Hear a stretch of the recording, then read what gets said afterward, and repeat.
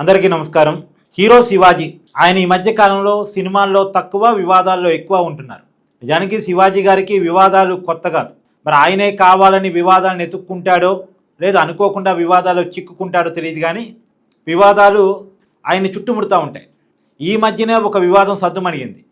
మహిళల వస్త్రాధారణ మీద ఆయన చేసినటువంటి కామెంట్స్, దాని తర్వాత వచ్చిన రియాక్షను, మహిళా కమిషన్ వాళ్ళు శివాజీ గారికి నోటీసులు ఇవ్వటం, విచారణకి శివాజీ గారు హాజరై నా కామెంట్స్లో ఉన్న బూతులకి నేను క్షమాపణ చెప్తున్నాను, నా అర్థం వేరు, నా భావం వేరు అని ఆయన వివరణ ఇవ్వటం, మళ్ళీ ఆ వివరణ మీద యాక్ట్రెస్ అనసూయ రెస్పాండ్ కావటం, తర్వాత జరిగినటువంటి వివాదం మీ అందరికీ తెలుసు. సరే, ఆ వివాదం సద్దుమణిగింది అనుకుంటే వైసీపీ పార్టీ అధినేత మాజీ ముఖ్యమంత్రి జగన్మోహన్ రెడ్డి గారి గురించి ప్రత్యేకించి తనని ట్రోల్ చేస్తున్న, తనని వ్యతిరేకిస్తున్న, తన మీద నెగిటివ్ కామెంట్స్ పెడుతున్నటువంటి వైసీపీ క్యాడర్ గురించి శివాజీ గారు కౌంటర్ ఇస్తూ, వార్నింగ్ ఇస్తూ మాట్లాడారు.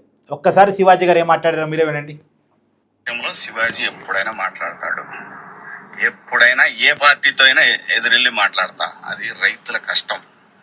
ఆ కష్టాన్ని మీరు మీ ఇష్టం వచ్చినట్టు ఎవరికాళ్ళు వాడేసుకుందామంటే చూస్తా ఊరుకోం. ఏంటి, నేను ఈ సినిమా రిలీజ్ ముందు ఇచ్చిన ఇంటర్వ్యూ మీ అందరికి చాలా ఇబ్బందిగా అనిపించింది కదా. నేను ఎప్పుడైనా మాడతా గురు, ఎవరికి భయపడను.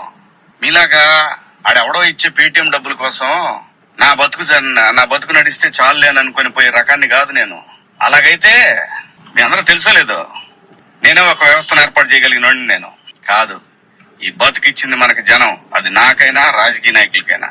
మధ్యలో పేటిఎం గాళ్ళు ఉన్నారు చూసారా మీరు, మీ అందరూ ఈ సినిమాని ఆపగలరేమో, మీరు శివాజీని ఆపలేరుగా. ఏంటి, సినిమాని ఎలా ఆపగలరు మీరు? మొత్తానికి ట్వీట్లు వేసి ఇన్స్టాలో మీ ఇష్టం వచ్చినట్టు రెచ్చిపోయి సినిమాకి కొంతమంది ఇక్కడ రెగ్యులర్ గా రివ్యూలు ఇచ్చే వాళ్ళతోటి రాపిచ్చేసి కింద కామెంట్లు పెట్టిచ్చేసి, ఒకడైతే వాడికి ఒక 100K సబ్స్క్రైబర్స్ ఉంటాడు. సినిమా రిలీజ్ కూడా కాల. ఆశ్చర్యపోయాను నేను, ఏంటి ఏదో తేడా కొడుతుంది అనుకున్నా. అయినా నేను కంప్లైంట్ ఇద్దాం అనుకున్నా. అయినా వద్దు పిల్లనాయాళ్ళు బాధపడ్డానికి. కానీ రే, పేటిఎం బ్యాచ్ నన్ను తగులుకుందాం అనుకుంటే మీ ఓడికే ప్రమాదం. గుర్తుపెట్టుకోండి, నేను జనం కోసం బతికే మనిషిని, జనం డబ్బుల కోసం బతికే మనిషిని కాదు. వద్దు గురు, నా జోలి వద్దు. జగన్ గారు, నేను మళ్ళీ చెప్తున్నా, నాకు రాజకీయాలు వద్దు. నాకు కావాల్సింది, నేను అమరావతి రైతుల కోసం నిలబడ్డాను, జనం కోసం నిలబడతా. అది ఏ పార్టీ అయినా, అది మీరైనా ఇంకో పార్టీ అని ఎవరైనా సరే, ఎదురొస్తే జనానికి ఎదురొస్తే మాత్రం నేను నిలబడతా. కానీ నేను మాట్లాడుకుందా ఇంక నుంచి. నేను డైరెక్ట్ గా అడుగుతా పిఎం గారినే, ఈ దేశంలో సిబిఐ మీద నమ్మకం ఉండాలంటే, సిబిఐ మీద నమ్మకం కుదరాలంటే ఫస్ట్ కేసులను రాజకీయ నాయకులందరినీ కూడా పక్కన పెట్టి, రాజకీయాల నుంచి పక్కన పెట్టి, వాళ్ళు మంచోళ్ళ చెడ్డోళ్ళ అని తేలిన తర్వాత వాళ్ళని పాలిటిక్స్ లో ఉండే విధంగా చేయగలిగితే బాగుంటదని పిఎం గారిని కూడా అడుగుదాం అనుకున్నా. ఇక నుంచి మిమ్మల్ని రోజు అడుగుతా. ఇక నుంచి మీకు రోజు నా జోలు రావద్దు. నేను నా బతుకు నేను బతుకుతున్నా, నిజాయితీగా బతుకుతున్నా. ఏ రాజకీయ పార్టీ దగ్గర పోయి చేయి జాపలా. మీరంటే భయపడతామా? ఏం చేస్తారు అబ్బాయి? మీ గవర్నమెంట్ ఉన్నప్పుడే ఏం చేయలేకపోయారు. నన్ను ఎందుకు చేయలేకపోయారు తెలుసా? పైన నేచర్ ఒకటి ఉంది అబ్బాయి.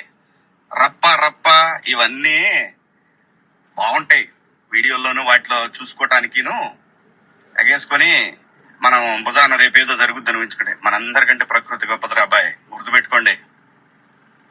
అయినా వ్యవస్థ గురించి ఆలోచించాలి, కానీ ఎవడో ఒకటి డబ్బు సంపాదించుకుందాం జనం మీద అని వాడి కోసం వాడిచ్చే 1000 రూపాయలు, 4000, 10,000, 20,000, 1,00,000, 2 లక్షల రూపాయల కోసం ఎంతమంది భావితరాల భవిష్యత్తు ఆడుకుంటారా? మీరంతా బుద్ధుందంటారా మీకేమన్నా?